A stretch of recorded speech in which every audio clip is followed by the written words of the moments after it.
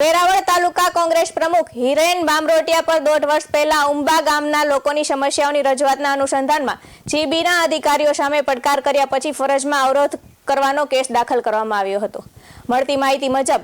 ઉંબા ગામના લોકો તેમને વીજળી કનેક્શન અને અન્ય સંબંધિત સમસ્યાઓના નિરાકરણ માટે આગળ આવ્યા હતા અને તેઓની તરફથી રજૂઆત કરવામાં આવી હતી કે હિરેન બામરોટિયા જેમણે લોકોના હિતોના મુદ્દા ઉઠાવ્યા હતા પણ જેઓ જીબીના અધિકારીઓને તેમની ફરજમાં અવરોધ પહોંચાડવાનો આરોપ લગાડવામાં આવ્યો હતો।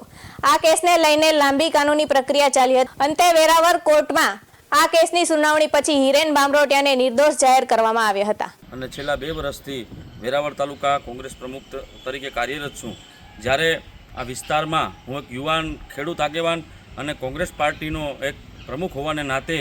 આ જે સોમનાથ વિધાનસભાની અંદર 53 ગામ આવેલા છે,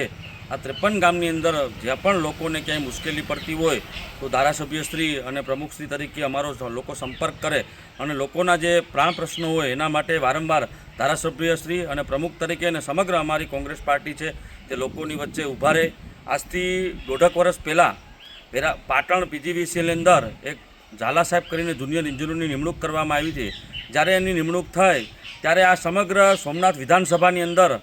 અધિકારી તરીકે એમનું એવું મનસ્વી વર્તન હતું કે વારંવાર ધારાસભ્યશ્રી અને અમને લોકોને અધિકારીશ્રીની ફરિયાદો આવતી, કોઈના ખોટા ડિસ્કનેક્શનો ઊભા કરી લેવા, 2-4 જગ્યાએ ક્યાંક એમણે પૈસા લઈ અને બોગસ કનેક્શનો ઊભા કરી દીધા અને જ્યાં ગરીબ માણસો છે એમની જે વાસ્તવિક મુશ્કેલીઓ છે એ મુશ્કેલીઓ સાંભળ્યા વગર એમના ડિસ્કનેક્શન કરવાનું કામ એણે આદર્યું હતું। ત્યારે અમારી પાસે જે રજૂઆત આવી એટલે 1-2 વાર અમે સાહેબને રજૂઆત કરી કે આ વિસ્તાર છે, નાનો વિસ્તાર છે, ગરીબ પ્રજા છે, તમે આવી રીતના ન કરો, છતાં પણ સાહેબે એ પોતાનું કામ શરૂ કર્યું। ત્યારે 1.5 વર્ષ પહેલાં મારા ગામની અંદર 2 જે વિધવા બહેનો છે એ વિધવા બહેનોની અંદર ઘરે તે લોકો વીજ બિલ લેવા જાય છે અને વિધવા બહેનોને રજૂઆત કરે છે કે અમારી જે મીટરની સર્વિસ છે સાહેબ, એ સર્વિસ બગડેલી છે, અમારી પાસે 5-5, 7-7 અરજીઓ છે, તમે સર્વિસ બદલાવી દો તો અમે વીજ બિલ ભરી દઈએ। પણ સાહેબે ગાડીમાં બેસી અને એમની જ્યારે ગેરવર્તણૂક કરી અને કોઈ વાત રાખી નહીં અને સાહેબે એ બંને વિધવા બહેનોના કનેક્શન છે કાપી લીધા। ત્યારબાદ હું આ ગામનો જ વતની હોવાથી એ બહેનોના પરિવાર તરફથી મને ટેલિફોનિક સૂચના મળે છે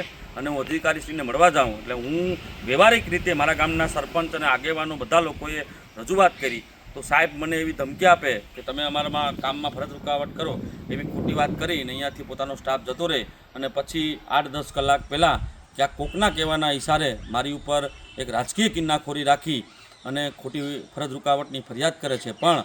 1.5 વર્ષ પછી વેરાવળની નામદાર કોર્ટે મારા તરફી અને જે સત્યનો સાથ આપ્યો, સત્ય પરેશાન થાય પણ પરાજિત ન થાય એવો દાખલો બેસાડ્યો છે। ગઈ 13 તારીખ 13/9/2024ના રોજ વેરાવળની નામદાર કોર્ટે મને આ કેસની અંદર નિર્દોષ જાહેર કર્યો છે। ત્યારે હું આ તકે કોર્ટનો પણ આભારી છું અને હું